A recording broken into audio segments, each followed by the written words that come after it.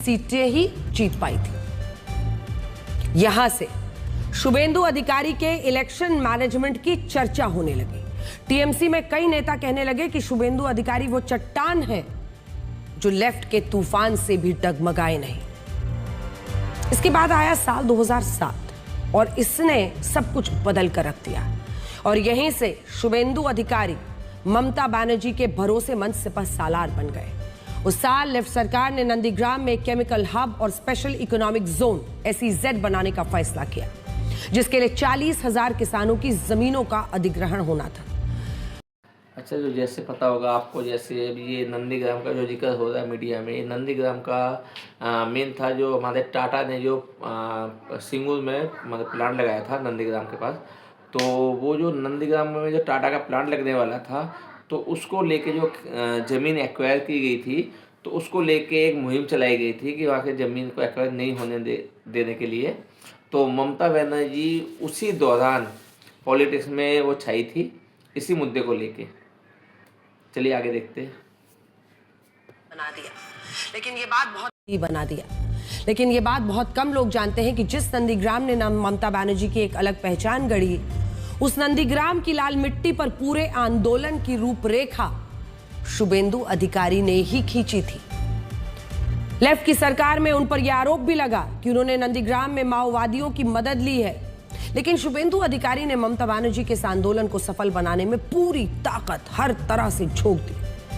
इसी के बाद ममता बनर्जी ने शुभेंदु अधिकारी पर भरोसा जताना शुरू किया और उन्हें उस पूरे क्षेत्र का पार्टी ऑब्जर्वर बनाया गया, जिनमें पश्चिम मिदनापुर, पुरुलिया, बांकुड़ा, इन सब के आदिवासी इलाकों में लेफ्ट का दबदबा था। सब सौंप दिया गया शुभेंदु को। इसके बाद शुभेंदु अधिकारी का प्रमोशन हुआ। उन्हें ममता बनर्जी ने लोकसभा का चुनाव लड़ाया। साल 2009-2014 में वो तमलुक सीट से टीएमसी के सांसद चुने गए, दिल्ली आ गए। हालांकि टीएमसी पर शुभेंदु अधिकारी की इतनी मजबूत पकड़ थी कि साल 2016 में उन्होंने वापस बंगाल लौटने का फैसला किया। अब 2016 के जिन चुनाव में पहली बार बीजेपी का खाता खुला और वो 3 सीटें जीती, तब शुभेंदु अधिकारी भी नंदीग्राम से चुनाव जीते। इसके बाद ममता बनर्जी ने उन्हें अपनी सरकार में मंत्री बनाया, कई बड़े मंत्रालयों की जिम्मेदारी सौंपी, विधायक बनकर आए थे। इस वक्त तक शुभेंदु अधिकारी को टीएमसी में ममता बनर्जी के बाद नंबर 2 ही माना जाता था और वो कई नेता कहते थे कि ममता बनर्जी के उत्तराधिकारी तो अब शुभेंदु अधिकारी ही हैं। लेकिन कहते हैं कि ये बात ममता बनर्जी के भतीजे अभिषेक बनर्जी को पसंद नहीं थी। वो टीएमसी पर शुभेंदु अधिकारी की मजबूत पकड़ को सही नहीं मानते थे और इसी के बाद शुभेंदु अधिकारी की अनदेखी होने लगी। परिवार के लिए ममता बनर्जी ने अपने भरोसेमंद सिपहसालार को किनारे लगाना शुरू किया और यहीं से शुरू हुई ममता बनर्जी और शुभेंदु अधिकारी की कट्टर दुश्मनी।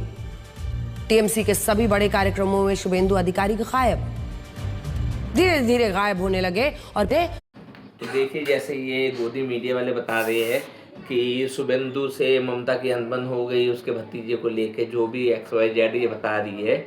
तो आपको मैं ये बताऊं कि जब इस पे सादा चिटफंड घोटाले के आरोप लगे थे और जब इस पे सेंट्रल गवर्नमेंट जैसे बीजेपी का शिकंजा कसने लगा था, ठीक है, जब इस पे ED की कार्रवाई हुई, तब इसने वॉशिंग मशीन पार्टी का दामन थामा अपने आप को क्लीन चिट देने के लिए।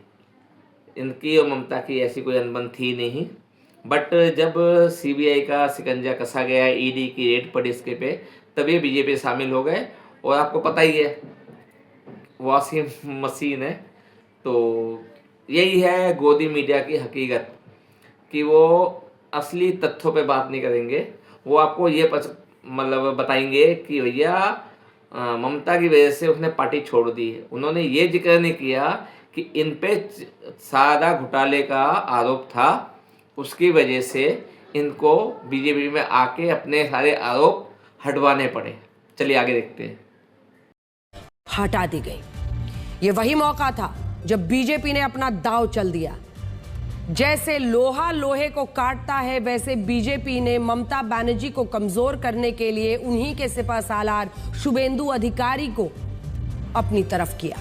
और जानते हैं 19 दिसंबर 2020 को जब शुभेंदु अधिकारी बीजेपी में शामिल हुए, तब उन्हें पार्टी ज्वाइन कराने वाले कौन थे? वो खुद गृह मंत्री अमित शाह थे। वही अमित तो ये कह रहे हैं कि लोहा लोहे को काटता है, इस प्रकार उसको शुभेंदु को अपने पार्टी में ले लिया।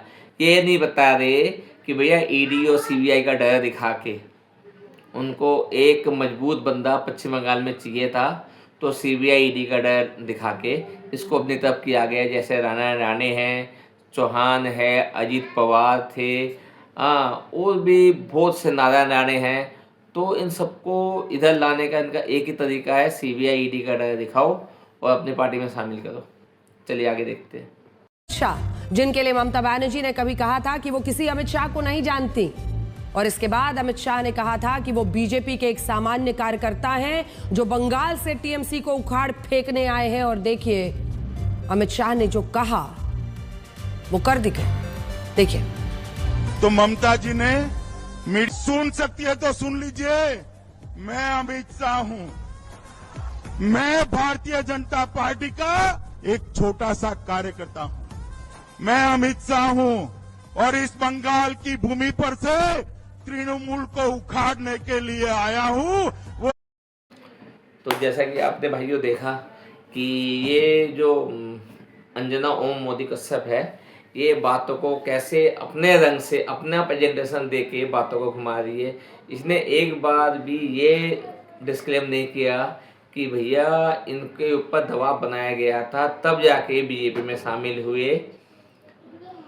ठीक है, तो हमारा लोगों को ये जागरूक करने का काम है कि ये जो गोदी मीडिया जो गलत खबरें चलाती है उसको सही करना। तो बने रहिएगा हमारे चैनल के साथ, और सब्सक्राइब कीजिएगा, अपना प्यार दीजिएगा, और जितना हो सके शेयर कीजिएगा। इस देश को बचाना है, तो आप सबका साथ चाहिए, समर्थन चाहिए। धन्यवाद, गुड नाइट, जय श्री राम, भारत माता की जय, वंदे मातरम।